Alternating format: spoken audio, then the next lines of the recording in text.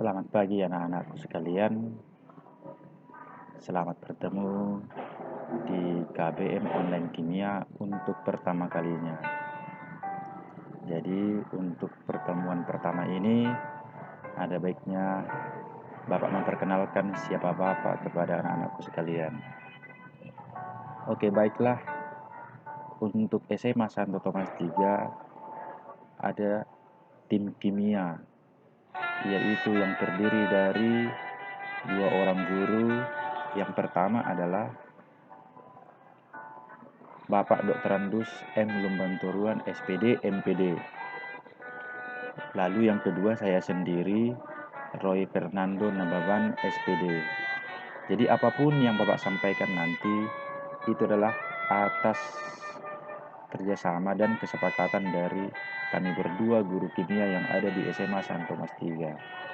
Jadi besar harapan Bapak untuk pembelajaran kimia dari sekarang hingga berikutnya nanti dalam waktu yang tidak ditentukan, Bapak yang akan membawakan setiap topik kimia yang akan kita pelajari. Jadi kiranya nanti di dalam belajar kimia semua anak-anakku sekalian bisa mengikuti. Untuk hal-hal yang kurang dimengerti itu nanti boleh disampaikan di forum Google Classroom-nya, atau bisa juga disampaikan nanti di grup WA ya.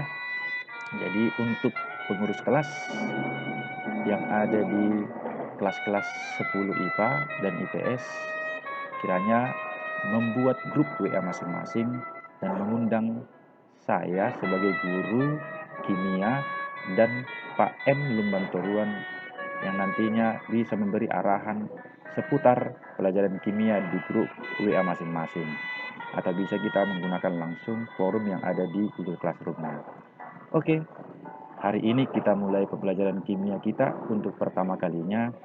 Langsung saja kita mulai dari bab yang pertama, yaitu pengenalan ilmu kimia. Anak-anakku sekalian, mungkin di waktu SMP ada beberapa yang sudah belajar kimia ya, atau mungkin rata-rata sudah belajar. Jadi untuk memastikan anak-anakku sekalian sudah memang mengenal ilmu kimia, maka pada pertemuan kali ini kita akan mulai mengenalkan dulu bagaimana itu ilmu kimia. Jadi di bab ini ada 4 subtopik yang akan kita pelajari bersama, kita bahas.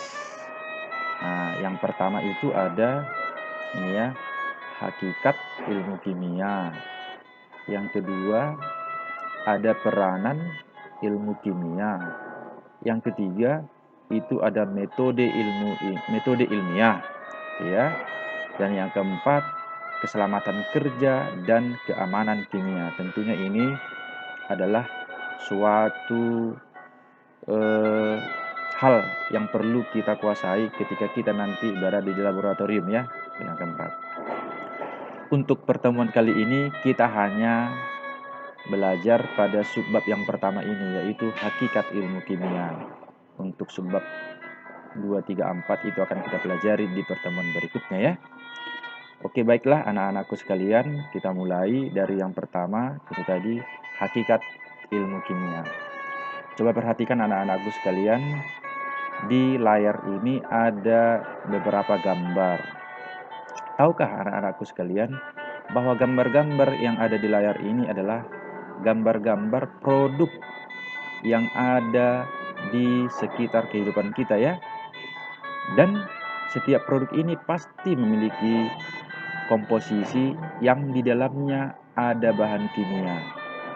Jadi buat anak-anakku sekalian, yang namanya bahan kimia jangan langsung kepikiran sama yang negatif ya, seperti kriminal, bom, teroris. Bukan. Ada banyak hal-hal positif yang bisa kita ketahui yang menyangkut kimia. Contohnya adalah bahan-bahan atau produk-produk yang ada di sekitar kita seperti yang ada pada layar ini. Nama ilmu kimia itu berasal dari bahasa Arab, yaitu alkimia. yang artinya perubahan materi. Itu ditemukan oleh ilmuwan Arab yaitu Jabir Ibnu Hayyan, ditemukan sekitar tahun 700 hingga tahun 778. Ilmu kimia secara singkat dapat diartikan sebagai ilmu yang mempelajari rekayasa materi, yaitu mengubah materi menjadi materi lain.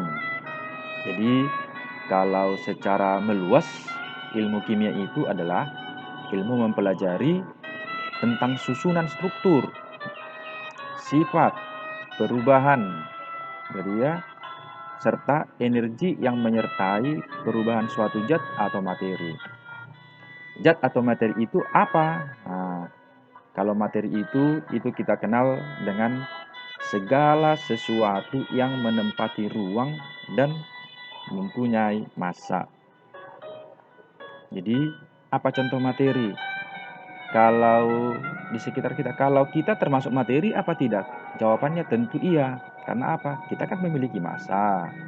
Itu juga dengan kalau udara termasuk materi atau tidak? Jawabannya juga iya. Mengapa? Karena udara itu juga menempati ruang. Kan di dalam ruang ini ada udara. Maka kita bisa simpulkan segala sesuatu yang ada di sekitar kita ketika itu menempati ruang.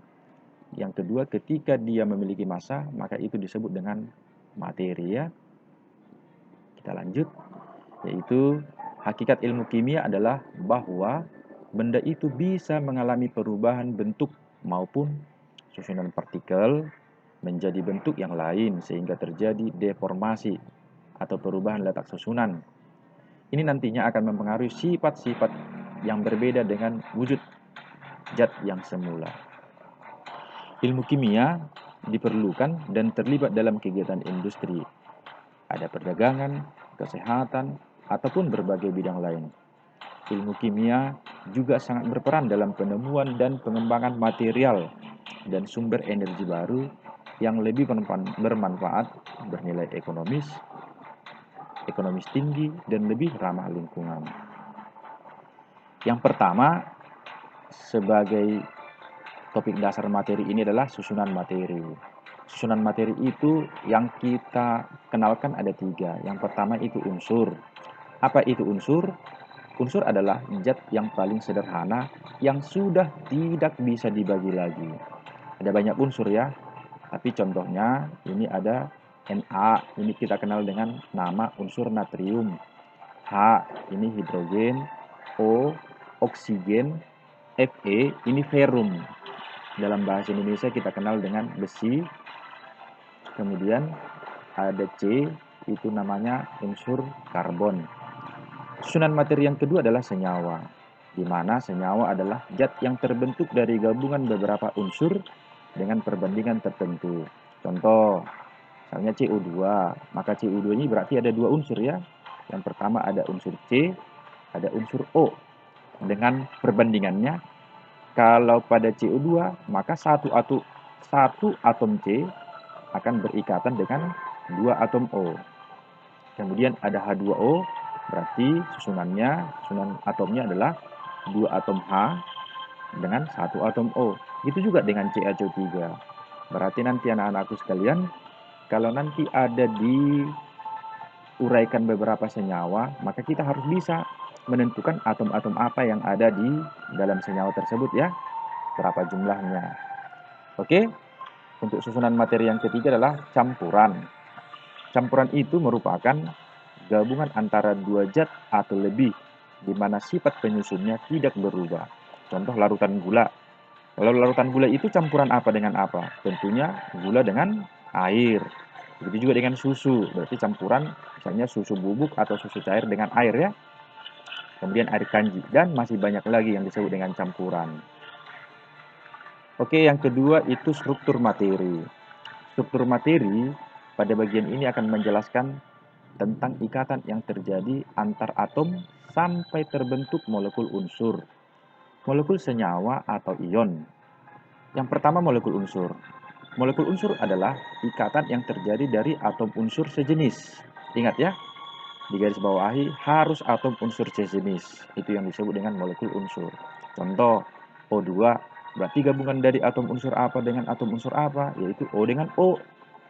N2 juga demikian, H2. Kalau P4, maka ini adalah gabungan dari 4 atom unsur P. Kita sebut dengan atom fosfor ya. Kemudian yang kedua, molekul senyawa adalah ikatan yang terjadi antar atom unsur yang tidak sejenis. Kalau molekul unsur tadi yang sejenis, berarti molekul senyawa ini merupakan yang tidak sejenis, berarti harus berbeda. Contohnya molekul CO2 ya, ini sudah nggak asing lagi dengan yang namanya molekul CO2, yaitu karbon dioksida. Pada molekul karbon dioksida berarti terdapat gabungan atom unsur karbon C dan atom unsur oksigen atau O. Itu seterusnya H2O dan CaCO3. Yang ketiga, struktur materi yang ketiga adalah itu kita kenal dengan ion. Ion adalah keadaan atom unsur setelah mengalami perubahan jumlah elektron. Itu dengan cara menerima atau melepas saat berikatan. Contohnya Na positif. Ingat, ion itu ada dua, ada positif, ada ion negatif. Kalau positif berarti namanya atau ion itu dikatakan melepas elektron, sedangkan negatif maka ion itu dikatakan menyerap atau menangkap elektron. Untuk bilangan positif dan negatif itu merupakan jumlah elektron yang dilepas atau ditangkap. Contoh, kalau Na positif berarti atom natriumnya itu melepas 1 elektron. Kenapa 1, Pak? Karena positif 1. Kalau Cl negatif berarti ini adalah atom yang menangkap 1 elektron karena negatif ya. Sedangkan Ca 2 positif berarti ion yang terbentuk ketika atom Ca melepas 2 elektron. Kemudian yang ketiga, sifat materi. Sifat materi yang dimaksud lebih mengarah ke sifat-sifat kimia suatu zat. Misalnya mudah terbakar, ini ada lambang-lambangnya nanti ya. Kemudian mudah mengalami korosi, ini biasanya terjadi pada logam. Kemudian mudah bereaksi dengan zat lain dan sebagainya. Yang terakhir itu sifat materi. Perubahan materi itu ada dua. Sepertinya ini sudah pernah diperkenalkan waktu di SMP ya. Yang pertama itu perubahan fisika. Perubahan fisika itu adalah perubahan yang tidak menghasilkan zat baru. Contohnya, lilin yang meleleh. Ingat, lilin meleleh hanya berubah bentuk ya. Tidak dihasilkan zat baru. Es mencair, ini berubah wujud. Dan lain sebagainya. Ini nanti bisa kita cari contoh-contoh perubahan fisika yang lain ya. Kemudian perubahan kimia adalah perubahan yang menghasilkan zat baru akibat adanya reaksi kimia. Contohnya itu besi berkarat. Kalau besi berkarat itu tidak bisa dikembalikan lagi menjadi besi yang seperti semula ya. Atau contoh sederhana yang paling bisa kita ketahui yaitu kayu dibakar. Ketika kayu dibakar kan akan berubah menjadi abu. Maka abu itu tidak bisa lagi dikembalikan menjadi kayu. Ya, gitu juga dengan nasi menjadi basi. Oke, maka untuk pekerjaan kita atau bagian kita di pertemuan pertama ini adalah kita akan mencari nanti beberapa produk yang ada di sekitar kita. Ya, coba lihat nanti kemasannya. Misalnya seperti ini, kalau sabun, coba lihat kemasannya kira-kira di sabun itu terdapat bahan kimia apa. Nah, misalnya di susu, garam dapur, dan lain sebagainya. Coba nanti anak-anakku sekalian mencari apa-apa saja nanti produk yang ada di sekitar kita dan lihat bahan kimia apa saja yang terdapat di dalam produk tersebut.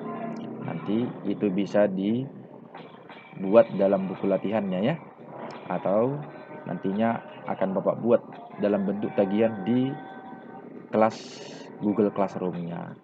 Oke, Bapak rasa hari ini kita sudahi dulu pertemuan kita sebagai pengantar pertemuan kimia kita. Untuk materi yang berikutnya itu akan kita lanjut di pertemuan berikutnya. Kiranya apa yang Bapak sampaikan hari ini benar-benar berguna bagi anak-anak sekalian.